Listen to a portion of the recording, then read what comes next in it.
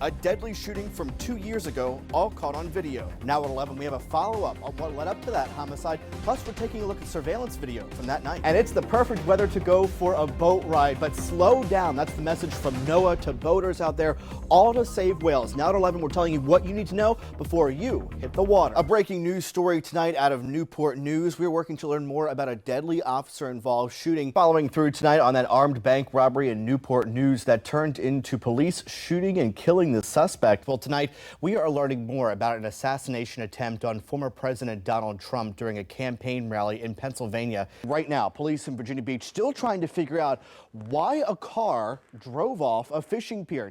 One pill can kill. That's the name of the campaign Attorney General Jason Miyares is relaunching to teach families about counterfeit drugs and give them tools for prevention. Let's start with the big story of the day. A jury of 7 men and 5 women finding former President Donald Trump guilty. Well, there are 2 possible options for school calendars in Virginia Beach, both of which meet the state's 180-day instructional requirement.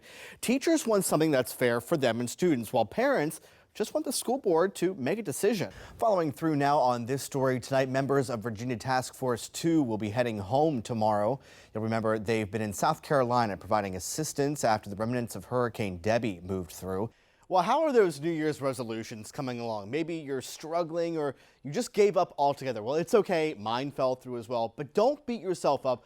I talked to one doctor who said it's typical for people to break their resolutions fairly quickly. Well, every year's Super Bowl matchups are filled with links to the 757, and this year, absolutely no exception. News 3's Zach Staten joining us now to show us the Hampton Roads connections between the Chiefs and the Niners. Zach, what has been a long day across the country at several airports. Technical difficulties creating delays and cancellations, including right here at Norfolk International. I spoke to one woman from Hampton Roads who's stuck in Dallas. She's just trying to get home.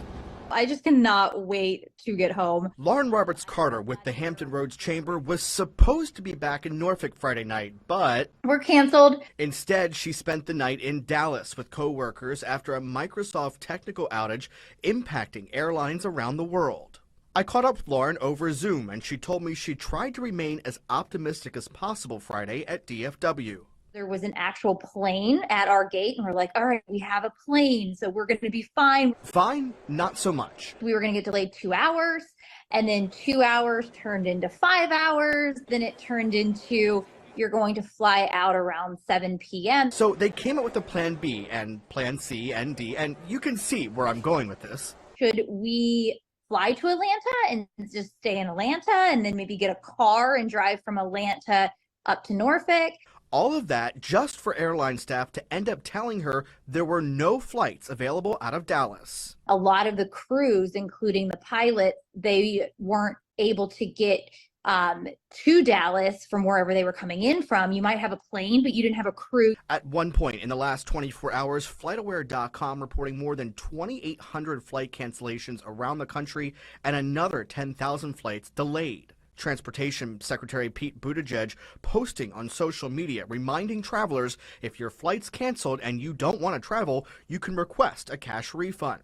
Timothy Johnson is a professor in Hampton University's Aviation Sciences Department. He told me the issue wasn't really for the airports. This outage has affected airliners more than anything with their databases and the systems. Lauren said she was finally able to get a ticket home for Saturday night, adding being proactive is key. It's to actually get logged into these different airlines and not be afraid to try the different airlines and see what is going to potentially get you to your destination. And here's hoping her weekend wraps up with a safe flight home. And I am checking into the spa for a few hours in the morning. I'm Jay Greene, News 3. We are following up on plans for a new Maury High School here in Norfolk's Ghent community. Remember, parents and community members have been talking about the current aging building. Well, we are now getting a look at what plans for the future facility could look like. Looking on the outside, you see there's bars on the top of the building because bricks are starting to fall. Well, we've showed you recent pictures of the inside of Maury High School showing the need for repair. And stepping into the cafeteria Thursday, I could see it for myself. But a new page turning for the school. The process starts tonight. Parents, teachers, and community members packing the cafeteria to hear from developers about the proposed design, a 4-story structure along 20th Street in Ghent and a 2-story adjoining building on Llewellyn Avenue. Softball field shifts to where the practice field is now. A completion date set for fall 2028 with a price tag of nearly $180 million. The plan still early in the design. My concern is traffic on Shirley Avenue, and I'm concerned about the kids going back and forth across Llewellyn. But some question the future of the current 112-year-old building on Shirley Avenue. There's a lot of history in this building, from segregation to, where it is now. And we have to preserve the history of this school. But saying we're going to keep this and disregard all the other programs who could truly benefit from this space is selfish in itself. This plan leaves the current building in place. The community made it pretty clear that the preservation of historic Maury was of the utmost importance. So our team came together with a vision to preserve historic Maury and also fit the state-of-the-art high school on the site as it is now. One proposal includes turning it into housing. When we think about Norfolk and our affordable housing challenges, I think that's a great use. Developers saying it could be a year and a half before construction begins, but the community saying it's time. I fully agree with the best school that this place can build for these students. They need that, and they cannot do that in this old school. In Norfolk, I'm Jay Greene, News 3. This is where Lynette Smith says her son is buried at Roosevelt Memorial Park in Chesapeake, but the marker disappeared. So she reached out to News 3, and after I contacted the company that owns the memorial park, the marker is back. Put flowers out here, I pray and talk with them, Lynette Smith regularly visits her son's graves at Roosevelt Memorial Park in Chesapeake. Viren Bryant died in 1996, and Irvon Smith passed away in 2005. But she recently found the flat headstone marking Irvon's grave missing. The ground is covered. His headstone, everything is gone, and it's covered.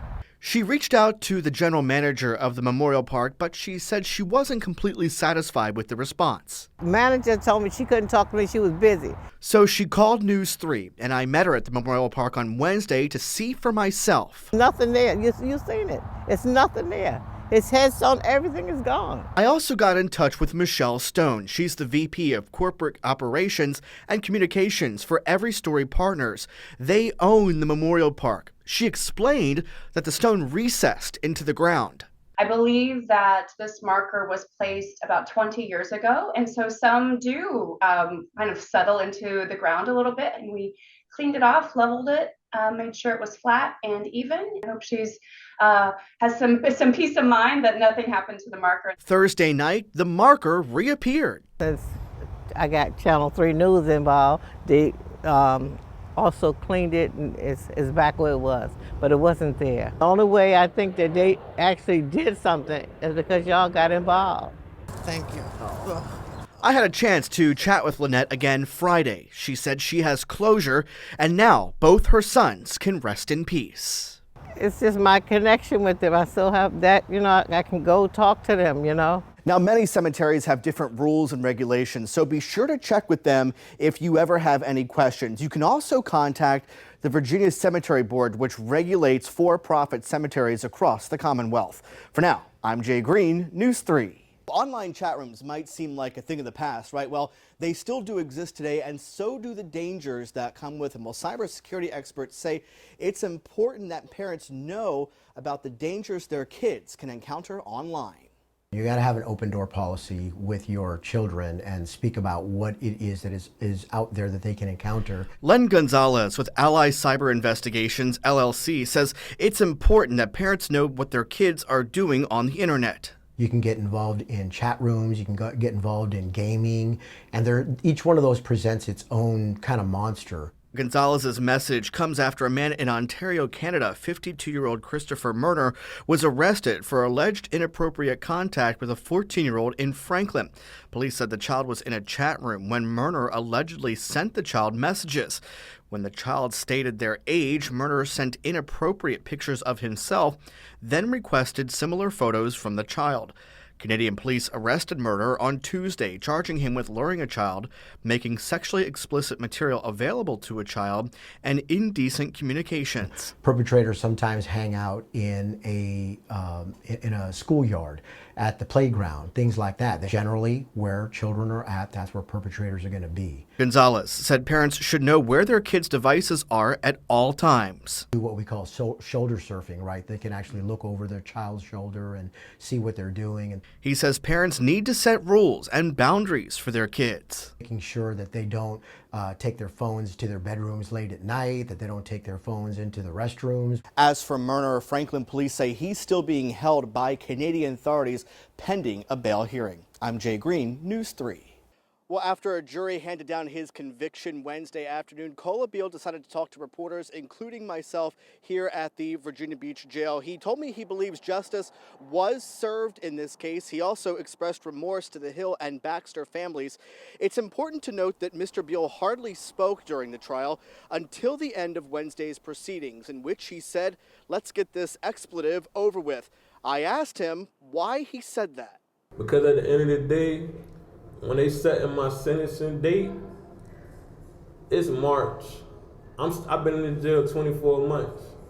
You set my court date from March all the way to June or July. The family's not trying to keep waiting longer for another court date. They've been waiting 2 years. I've been in here for 2 years. I'm ready to get it over with so that I can move on. Even though I'm behind bars, I'm still ready to move on with my life. Now, Beal still faces a murder charge out of Norfolk for the death of his cousin. He told me he plans to talk to his attorney about how to plea in that case. I also asked Beal whether he had any regrets about talking to the media earlier on in this case. I'll have his response coming up at 6. In Virginia Beach, I'm Jay Greene, News 3. Take a look at this picture behind me. This is 5-year-old Yasir Smith and 3-year-old Zaire Mack. They lived here in Hampton Roads, but unfortunately their lives were cut short by a car crash in Florida. My nephews, they were energetic, they were smart, really, really smart. Like, really smart. Nashawn Smiley and Kiera Beckett telling me about their nephews, 5-year-old Yasir Smith and 3-year-old Zaire Mack from Chesapeake. I really wanted everything for them. On Monday this week, their lives cut short in this car crash while they were on vacation with family near West Palm Beach, Florida. It just doesn't feel real, you know? Kind of wishing that, you know, somebody would call and say they made a mistake. Police say an SUV slammed into a guardrail, flipped over, and then landed in a canal. 9 people were killed, the youngest, a 1-year-old. Among the dead, Yasir Smith and Zaire Mack. A crash report saying no one inside the SUV was using safety equipment when the crash happened. The NTSB is now investigating. We have the gold standard, and we believe that this crash was catastrophic, a tragic event. And that's why we're here. Nashawn Smiley and Kiera Beckett, who live in Norfolk, left with more questions than answers as they try to console their sister, who lost 2 children. Not knowing hurts, not knowing how to console and help your sister out. Beckett and Smiley said Yasir and Zaire were their sister's only children. The night before, she just asked us about them playing football, so we were hoping that they will be on the field with their cousins. Now they're trying to raise money through a GoFundMe page to help their mother, who was in Chesapeake when the crash happened, with all the costs. I just want my sister to be in the best state right now, and anything that's left over could possibly help her get through the next few months that she'll have. But it's their sister's faith that's helping them get through this tragic situation. Get this done. We can cry later. I'm Jay Greene, News 3. Portsmouth Police Chief says there was an overall reduction in homicides in the last year. He's still aiming to hire 40 to 50 police officers in the year to come. He also talked about in a meeting Wednesday night a new initiative to strengthen community and police relationships. He's calling it Portsmouth United. We absolutely need more police officers. Police Chief Stephen Jenkins holding a quarterly presentation on crime in Portsmouth Wednesday night. He said the department went from 164 officers in 2022 to a low of 158 in 2023. Our total allotment of police officers right now is 253. It's why the chief wants to hire 40 to 50 more officers in the next year. Already doing quite a bit with less. The chief saying violent crime was down 2.5% between 2022 and 2023, though the goal was a little bit higher. But it is a start, and so we're going to take every reduction that we can get. That includes homicides. There were 43 homicides in 2022 compared to 39 in 2023. News 3's homicide tracker showing there have been 4 to date this year. We need more boots on the ground. Charles Crest with Stop the Violence 757 saying more police officers will help the community involvement. More community involvement we have with the police, the more they're involved, the more we know them, we can help stop some of these things before they start. The chief introduced Portsmouth United Wednesday night. It's a community-based approach to reduce gun violence and violent crimes across the city. It's important for everybody that's involved to know who has what resources so that when we run into these problems, we know where to be able to send people to for additional help. He said it's important to give youth an outlet. There is nothing good that's going to come with picking up a firearm. There's nothing good that's going to come with joining a gang. We need to get them plugged into resources that are going to make them viable, productive citizens. Now, while the police chief said he's doing his part to strengthen relationships with the community and increase staffing, he said it's also up to the public to do their part as well and be involved. For now, we're in Portsmouth. I'm Jay Greene, News 3.